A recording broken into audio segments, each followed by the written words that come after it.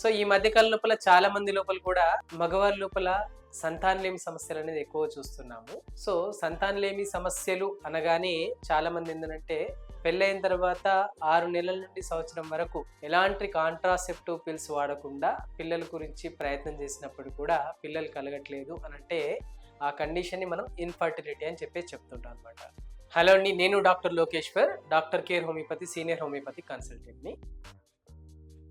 So infertility అనేది ఒకప్పుడు ఏంటంటే వయసు రీత్యా ఎక్కువగా ఎక్కువ పెద్దవాళ్ళ లోపల ఏజ్ ఎక్కువ ఉన్న వాళ్ళ లోపల ఈ సమస్య చూసేవాళ్ళం. అంటే లేట్ మ్యారేజెస్ వల్ల ఇన్ఫర్టిలిటీ అనేది మనం చూసేవాళ్ళం. బట్ ఇప్పుడు వయసు రీత్యా నార్మల్గా 25 to 30 ఏజ్ గ్రూప్లో పెళ్లి చేసుకున్నా కానీ సంతానం లేమి సమస్య అనేది పెరిగిపోతుంది. సో దీని లోపల ప్రధానంగా మగవారి లోపల మేల్ ఇన్ఫర్టిలిటీ టైప్స్ అనేది ఎక్కువ పెరిగిపోతున్నాయి. ఒకప్పుడు ఏంటంటే ఇన్ఫర్టిలిటీ అంటే ఓన్లీ ఆడవాళ్ళ లోపల ప్రాబ్లం ఉండడం వల్ల మాత్రమే సంతానం కలగట్లేదు అని చెప్పేసి చాలా మంది భావిస్తుంటారు. బట్ అలా కాదు, మగవాళ్ళ లోపల కూడా కొన్ని రకాలైన సమస్యల వల్ల సంతానలేమికి దారి తీయడానికి అవకాశం ఉంటుంది.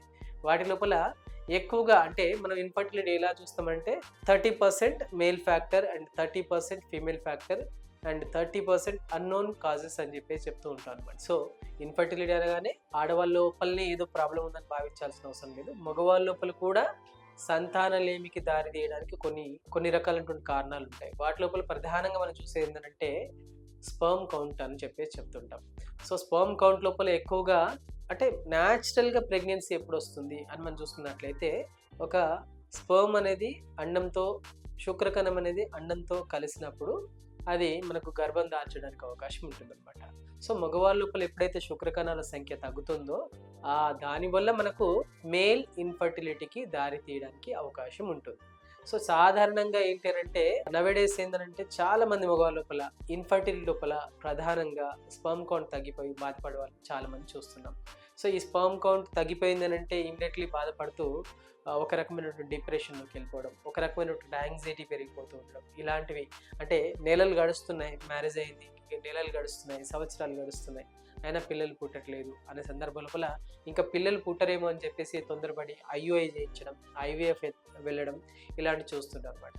సో IVF కాకుండా న్యాచురల్ వేలో హోమియోపతి మెడిసిన్స్ ద్వారా మగవాళ్ళలో ఉన్నటువంటి స్పర్మ్ రిలేటెడ్ ఇష్యూస్ని, శుక్రకణాల సంఖ్యను పెంచుకోవడానికి అవకాశం ఉంటుందన్నమాట.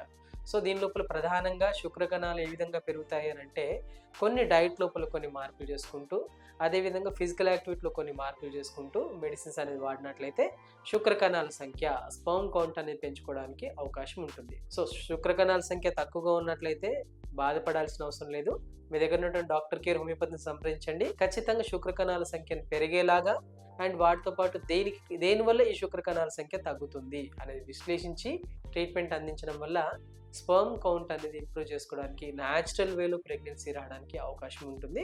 మరి ఎందుకు ఆలస్యం? మీరు ఒకవేళ మగవాళ్ళు సంతానలేమి సమస్యతో బాధపడుతున్నట్లయితే మీ దగ్గర ఉన్నటువంటి డాక్టర్ కేర్ హోమియోపతిని సంప్రదించండి.